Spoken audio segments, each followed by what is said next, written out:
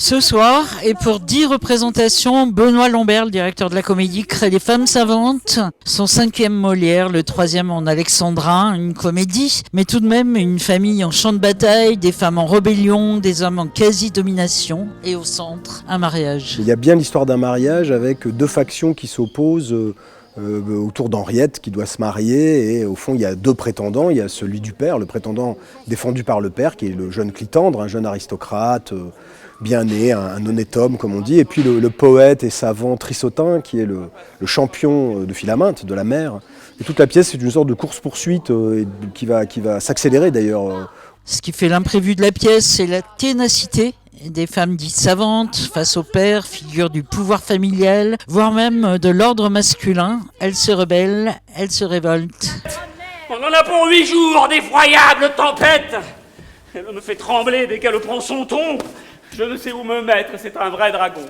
Des femmes savantes, et Molière va au bout du portrait. Vous devriez brûler tout ce meuble inutile et laisser la science au docteur de la ville. Des femmes savantes montées ici par Benoît Lambert avec un effet de troupe. 7 élèves des 10 comédiens sont d'anciens élèves de l'école de la comédie. Je l'ai fait avec en tête le plaisir de me dire qu'un jour je travaillerai avec mes élèves. Enfin, c'est bien de ça dont il s'agit. D'avoir un endroit où on est à la fois ici dans une école et dans un théâtre, ou dans un théâtre et dans une école. Donc il y a une continuité qui s'opère, une continuité qui est normale, qui est naturelle au fond, d'une certaine manière. Mais j'ai trouvé mon bien assez aisément. Enfin, il y a quand même beaucoup de très très bons acteurs, actrices qui sortent de cette école. Je trouve ça assez joyeux pour la maison, pour le territoire, pour tout ça, de se dire l'histoire continue, l'aventure continue. Avec Molière. Avec Molière. Benoît Lambert qui, dans sa distribution ou dans le jeu, n'hésite pas à souligner quelques traits. Un père, Chrysale, Emmanuel Vérité qui va jusqu'à chanter l'Alexandrin.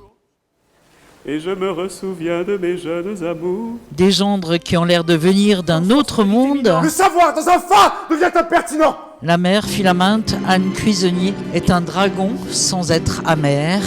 La tante nymphomane, bien que du côté du bel esprit, c'est un Molière qui se régale de moqueries autour des savantes, à l'écoute quasi orgasmique des poèmes pédants de Trissotin.